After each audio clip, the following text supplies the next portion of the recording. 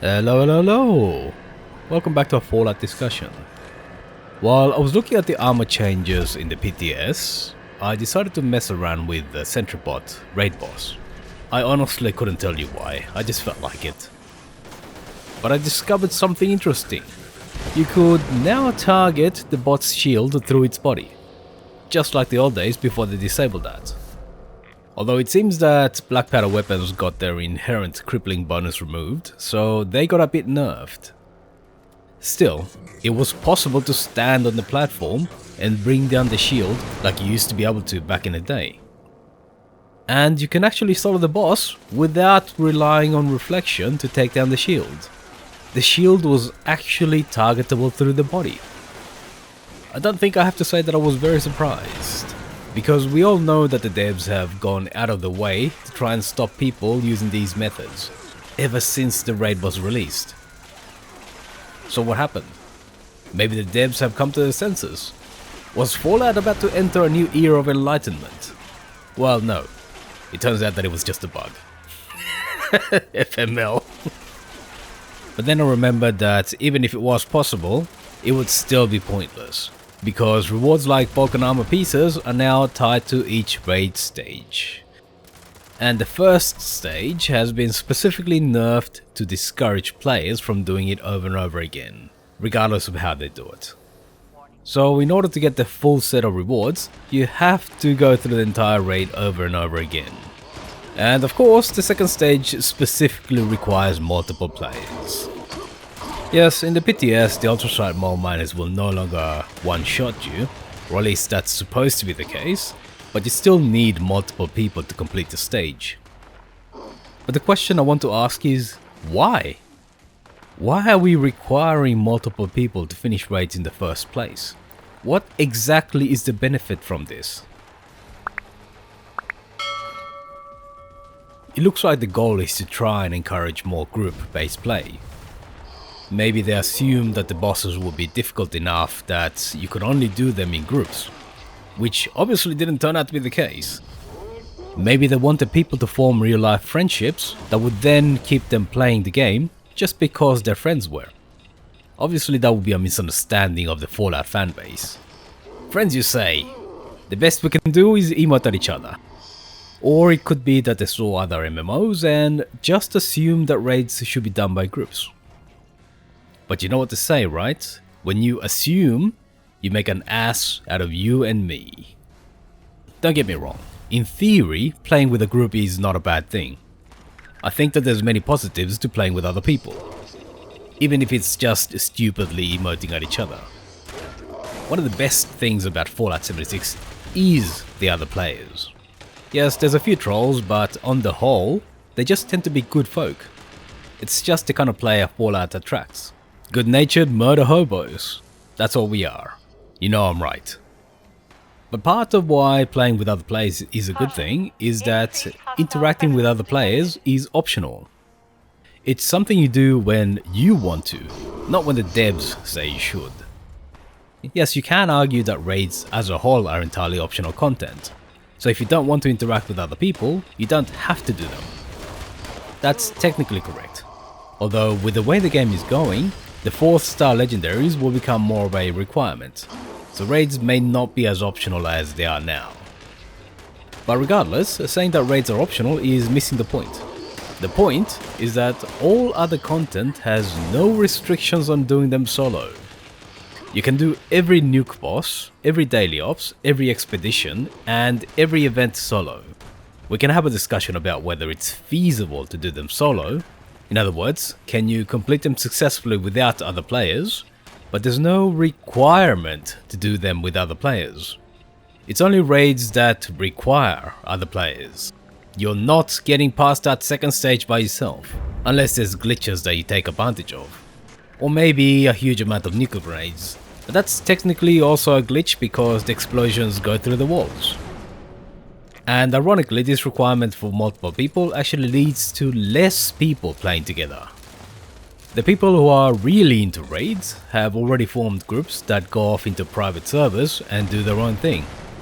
That's usually the people who have the most powerful characters, and usually they're also fine-tuned to maximize their effectiveness against raid bosses. So those groups tend to breeze through the raids. So who's left in the public servers? You have the newer players that still need to learn how the raid works. You have the less optimized characters who might know a thing or two, but still need to be carried by more powerful players. And then there's those powerful players that carry others out of a sense of charity.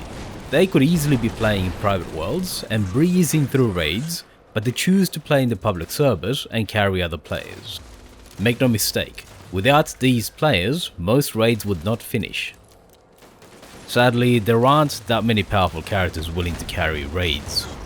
It's common to see mid-level players starting raid groups, nobody joining, and after about a minute or two, the raid group is gone. Basically, people are jumping from server to server, hoping that they might find a group, and usually they leave empty-handed. I've also seen it happen to high-level players, so it could be the case that the players in public servers are just not interested in raids anymore, which would also be a sign that the multiplayer requirement is actually leading to less group play. This time by reducing interest in raids altogether. This new season has also added a new weekly challenge to complete a full raid. It's intended to lure people into doing all the stages of the raid by offering a reward. But the fact that we still have empty raid groups shows that this is also not working. To put it bluntly, I think that the multiplayer requirement for raids is a massive drawback for seemingly no gain. It just seems pointless to require multiple players. If anyone actually sees a benefit to that, please let me know. But from my perspective, all I'm seeing is the developers spending a huge amount of effort for no gain.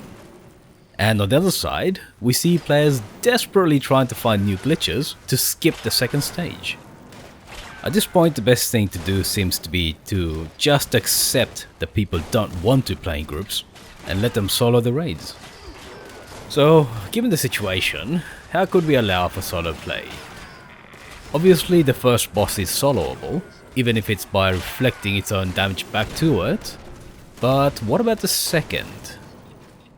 The major reason you need multiple players is that you have to collect fuel, but at the same time you have to protect the drill. That means an absolute minimum of 2 players. But because of how the mole miners become tougher over time, in practice you need at least 3. 2 people focused on collecting fuel, and 1 defending the drill. That's the practical minimum. But to be honest, you want a full group, with 1 player protecting the drill, and 3 running for fuel. That way you can still pass the stage if 1 or 2 people get unlucky. But what if you allow players to set up turrets and traps to protect the drill? This would free up at least 1 person to then collect fuel, so you no longer require a full group to have a good chance to pass the stage. This would also have the benefit of making camp items useful. So let's say that you spent atoms to buy high-powered Enclave laser turrets, like some guy called Sequential Gamer. At the moment they just sit at your camp and pretty much do nothing. Maybe once in a blue moon enemies attack your camp and the turrets maybe take some shots at them. Or maybe they sit and do nothing like seems to happen regularly. So at the moment, turret camp items are almost decorative. But if you allow people to build turrets at the drill stage, that would then allow people to actually make use of those camp items. And if you bought some better turret types, like say Enclave laser turrets, then you get to build those to protect the drill. This will be good for monetization too, because most improved turrets are unlocked either via seasons or the old scoreboards, or the Atom store. This should be an easy win-win. You encourage players to spend atoms at the store, so the EA monetization guy is happy, and for players, you get an actual use for the things you spent atoms on. And on top of that, remember all that scrap you've been collecting? It's now useful for something other than sitting on your storage. And because Fallout First users have unlimited scrap storage, this provides another benefit for subscribers and an incentive to subscribe. And even better, we already have an easy way to make this change.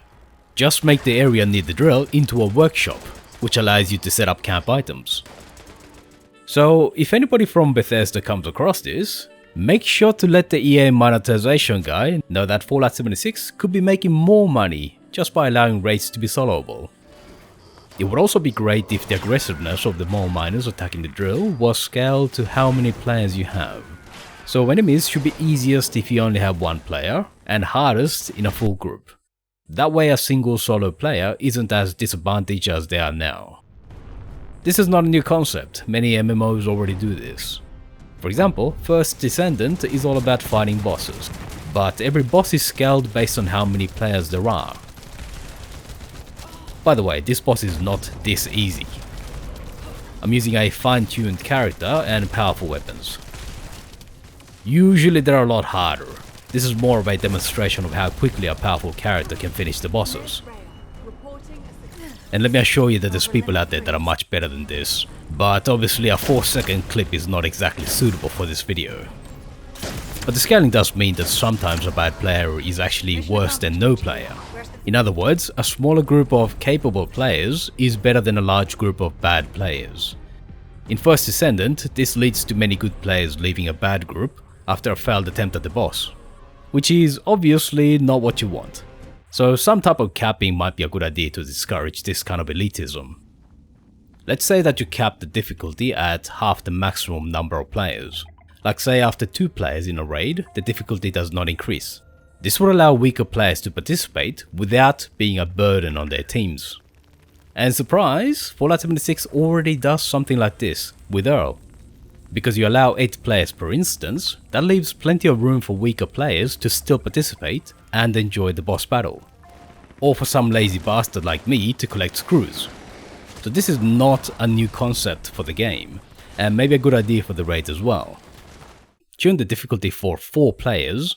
In other words, don't change anything, but allow up to 8 players to take part. When you only have 4 players like you do now, a single player getting taken out by the mole miners is a big problem. Or the UI killing me because I misclicked while defending the drill. Yeah, this happens to me a lot. In a raid with 8 players, 1 or even 3 players getting knocked out would still be fine. A lot of the elitist behavior that we're seeing with raids, like kicking out low-level players, comes back to the impact of a single fuel runner getting knocked out. It's okay if a player or 2 die near the end, but the margin for error is just too small. So to sum that up, allow players to build turrets to protect the drill, scale the difficulty for the number of players, and/or allow more players, or any combination of the above. There's a lot of options that could be taken to make the raids more accessible and discourage elitist behavior. The third stage, against the Enclave power armor enemies, is technically soloable, but in practice the repair bots mean that you don't get much time to damage enemies before we need to take down the shields again.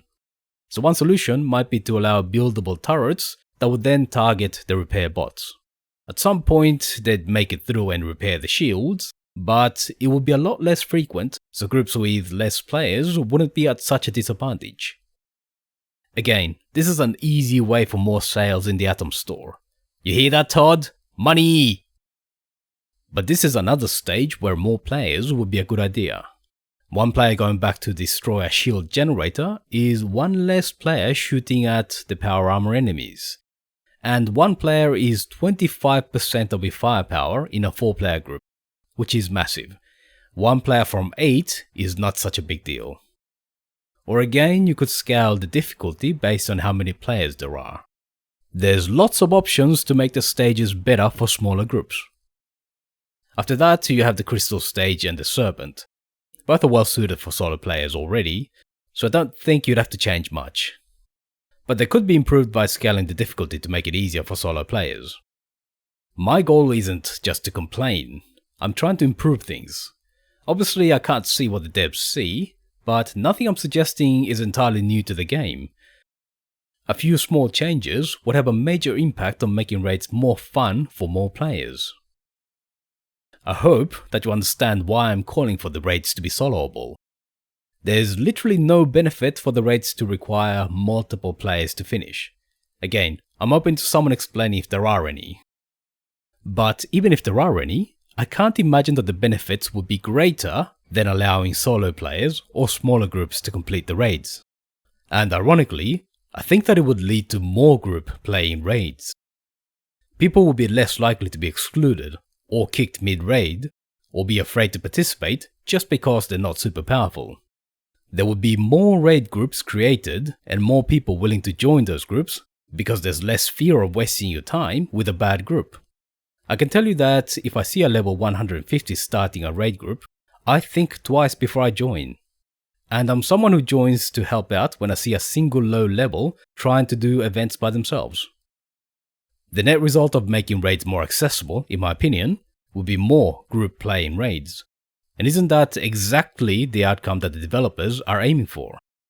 Sometimes less restrictions actually leads to the outcome you're trying to enforce.